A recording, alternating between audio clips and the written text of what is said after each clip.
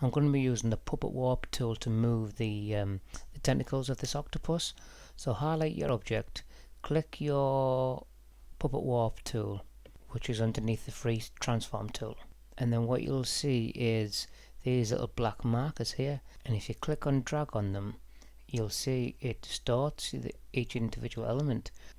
But if you think it's distorting the image too much, you can add a pin like that, and it will limit the amount of distortion taking place. And if you click and rotate on the dotted lines, you can twist the element as well. And if you want to delete a pin, just click on it and click delete on your keyboard. And if you like that, give it a like and follow for more.